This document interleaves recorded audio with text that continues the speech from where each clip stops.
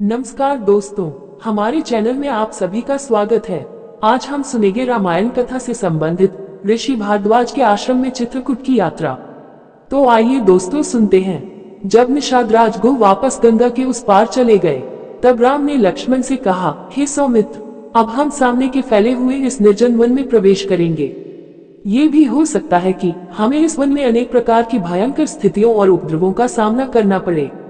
कोई भी भयंकर प्राणी किसी भी समय किसी भी ओर से आकर हम पर आक्रमण कर सकता है। अतः तुम सबसे आगे चलो, तुम्हारे पीछे सीता चलेंगी और सबसे पीछे तुम दोनों की रक्षा करते हुए मैं रहूंगा। अच्छी तरह से समझ लो कि यहाँ हम लोगों को आत्मनिर्भर होकर स्वयं ही एक दूसरे का बचाव करना पड़ेगा। राम की आज्ञा के अनुसार लक्ष्मण धनुष बाण संभाले हुए आगे आगे चलने लगे तथा उनके पीछे सीता और राम उनका अनुसरण करने लगे। वन के भीतर चलते चलते ये तीनों वत्स देश में पहुंचे। यह विचार करके कि कोमलांगी सीता इस कठोर यात्रा से अत्यधिक क्लांत हो गई होंगी, वे विश्राम करने के लिए एक वृक्ष के नीचे रुक गए। संध्या हो जाने पर उन्होंने संध्योपासना आदि कर्मों से निवृत्ति पाकर वहां उपलब्ध वन्य पदार्थों से अपनी क्षुधा मिटाई। शनैया शनैया रात्रि गहराने लगी। राम लक्ष्मण से बोले, भैया लक्ष्मण, इस निर्जन वन में आज हमारी यह प्रथम रात्रि है। जानकी की रक्षा का दायित्व हम दोनों भाइयों पर ही है, इसलिए तुम सिंह की भांति निर्भय एवं सतर्क रहना। ध्यान से सुनो, कुछ दूरी पर अनेक प्रकार के हिंसक प्राणियों के स्वर सुनाई दे रहे हैं। किसी भी क्षण में इधर आकर तनिक भी अवसर पाकर हम पर आक्रमण कर सकते हैं। इसलिए हे वीर शिरोमणि, किसी भी अवस्था किंचित भी असावधान मत होना। फिर विषय को परिवर्तित करते हुए वे बोले, आज पिताजी अयोध्या में बहुत दुखी हो रहे होंगे और माता कैकेयी उतनी ही आनंदित हो रही होंगी। अपने पुत्र को सिंहासनारूढ़ करने के लिए कैकेयी कुछ भी कर सकती है। रह रह कर मेरे मन में एक आशंका उठती है कि कहीं वे पिताजी के भी प्राण छल से न ले लें। धर्म से पतित और लोभ के वशीभूत हुआ मनुष्य भला क्या कुछ नहीं कर सकता। ईश्वर न करे कि ऐसा हो, अन्यथा वृद्धा माता कौशल्या भी पिताजी के और हमारे वियोग में अपने प्राण त्याग देंगी। इस अन्याय को देखकर मेरे हृदय में अवर्णनीय वेदना होती है। जी चाहता है कि इन निरीह वृद्ध प्राणियों के जीवन की रक्षा के लिए संपूर्ण अयोध्यापुरी को बाणों से बींध दूं, किंतु मेरा धर्म मुझे ऐसा करने से रोकता है। सत्य जानो कि मैं आज बड़ा दुखी हूँ। ऐसा कहते कहते राम का कंठ अवरुद्ध हो गया और वे चुप होकर अश्रुपूरित नेत्रों से पृथ्वी की ओर देखने लगे। जब लक्ष्मण ने राम को इस प्रकार दुख से संतप्त होते देखा तो उन्होंने धैर्य बंधाते हुए कहा, हे आर्य, इस प्रकार शोक विह्वल होना आपको शोभा नहीं देता। आपको दुखी देखकर भाभी को भी दुख होगा, अतः आप धैर्य धारण करें। बड़े से बड़े संकट में भी आपने धैर्य का संबल कभी नहीं छोड़ा, फिर आज इस प्रकार अधीर क्यों हो रहे हैं? उचित तो यही है कि हम काल की गति को देखें, परखें और उसके अनुसार ही कार्य करें। मुझे विश्वास है कि वनवास की यह अवधि निष्कंटक समाप्त हो जाएगी और उसके पश्चात हम कुशलतापूर्वक वापस अयोध्या लौटकर सुख शांति का जीवन व्यतीत करेंगे। तृणों की शैया पर लेटे हुए राम के निद्रामग्न हो जाने पर लक्ष्मण संपूर्ण रात्रि निर्भय होकर धनुष बाण संभाले राम और सीता के रक्षार्थ पहरा देते रहे। रात्रि व्यतीत होने पर सूर्योदय से पूर्व ही राम, लक्ष्मण और सीता ने संध्या वंदनादि से निवृत्त होकर त्रिवेणी संगम की ओर प्रस्थान किया। मार्ग में लक्ष्मण ने कुछ वृक्षों के स्वादिष्ट फलों को तोड़कर राम और सीता को दिया तथा स्वयं भी उनसे अपनी क्षुधा शांत की। संध्या होते हुए गंगा और यमुना के संगम पर पहुंच गए। कुछ देर तक संगम के रमणीक दृश्य को देखने के बाद राम बोले, लक्ष्मण, आज की इस यात्रा ने हमें महातीर्थ प्रयागराज के निकट पहुंचा दिया है।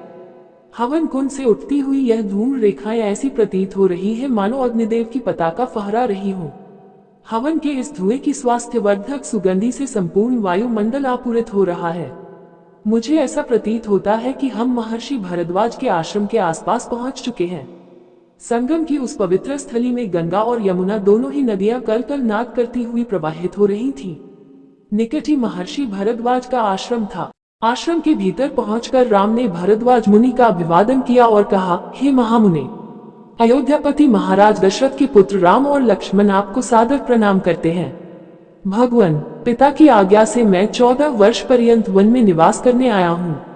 ये मेरे अनुज लक्ष्मण तथा मेरी पत्नी मिथिलापति जनक की पुत्री सीता है। उनका हार्दिक सत्कार करने तथा बैठने के लिए आसन देने के पश्चात मुनि भारद्वाज ने उनके स्नान आदि की व्यवस्था किया और उनके भोजन के लिए अनेक प्रकार के फल दिए। फिर ऋषि भारद्वाज बोले, मुझे ज्ञात हो चुका है कि महाराज दशरथ ने निरपराध तुम्हें वनवास दिया है और तुमने मर्यादा की रक्षा के लिए उसे सहर्ष स्वीकार किया है। तुम लोग 14 वर्ष तक मेरे इसी आश्रम में निश्चिंत होकर रह सकते हो। ये स्थान अत्यंत रमणीक भी है। राम ने कहा, निसंदेह आपका स्थान अत्यंत मनोरम एवं सुखद है, परंतु मैं यहाँ निवास नहीं करना चाहता क्योंकि आपका आश्रम अपनी गरिमा के कारण दूर दूर तक विख्यात है। मेरे यहाँ निवास करने की सूचना अवश्य ही अयोध्या वासियों को मिल जाएगी और उनका यहाँ तांता लग जाएगा। इस प्रकार हमारे तपस्वी धर्म में बाधा पड़ेगी, आपको भी इससे असुविधा होगी। अतएव आप कृपा करके हमें कोई अन्य स्थान के विषय में बताइए जो एकांत में हो और जहाँ सीता का मन भी लगा रहे। राम की तर्कयुक्त वचनों को सुनकर ऋषि भरद्वाज ने कहा, यदि तुम्हारा ऐसा ही विचार है तो तुम चित्रकूट में जाकर निवास कर सकते हो, जो कि यहाँ से 10 कोस की दूरी पर है, और उस पर्वत पर अनेक ऋषि मुनि तथा तपस्वी अपनी कुटिया बनाकर तपस्या करते हैं। वह स्थान रमणीक तो है ही, और फिर वानर, लंगूर आदि ने उसकी शोभा को द्विगुणित कर दिया है। चित्रकूट की सबसे बड़ी विशेषता यह है कि अनेक ऋषि मुनियों की तपस्या स्थली रही है, जिन्होंने मोक्ष प्राप्त की है। महर्षि भरद्वाज ने उन्हें उस प्रदेश के विषय में और भी अनेकों ज्ञातव्य बातें बताई। रात्रि हो जाने पर तीनों ने वही विश्राम किया। दूसरे दिन प्रातःकाल संध्या उपासनादि से निवृत्त होकर राम, लक्ष्मण और सीता ने चित्रकूट के लिए प्रस्थान किया। वे यमुना नदी के किनारे पहुंचे। चित्रकूट पहुंचने के लिए यमुना को पार करना आवश्यक था। यमुना का प्रवाह अपने पूर्ण यौवन पर था। उसमें गंभीर जलधारा अतिवेग के साथ प्रवाहित हुए जा रही थी। यमुना के इस प्रचंड प्रवाह को देखकर सीता आतंकित हो उठी। वे विचार करने लगी कि इस वेगवान जलधारा को भला मैं कैसे पार कर सकूंगी। यहाँ तो कोई नौका आदि भी दृष्टिगत नहीं होती। यमुना की तरंगे इतनी ऊंची उठ रही थी मानो वे आपस में आकाश को स्पर्श करने की होड़ लगा रही हों। इस स्थिति को देखकर थोड़ी देर तक राम और लक्ष्मण ने परस्पर विचार विमर्श किया। फिर लक्ष्मण वन में से कुछ बांस, लकड़ी और लताएं तोड़ लाए।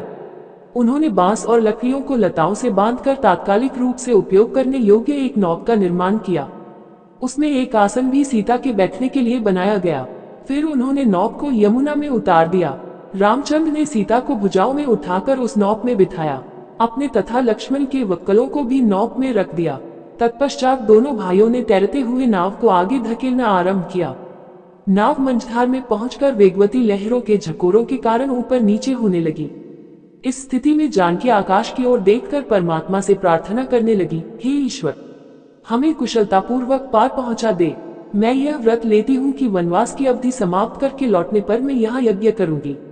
कुछ ही काल में समस्त बाधाओं को पार करती हुई नौक यमुना के दूसरे तट पर पहुंच गई। नौक को यमुना के तट पर ही छोड़ वे तीनों एक सघन श्यामवत वृक्ष के नीचे विश्राम करने उद्देश्य से बैठ गए।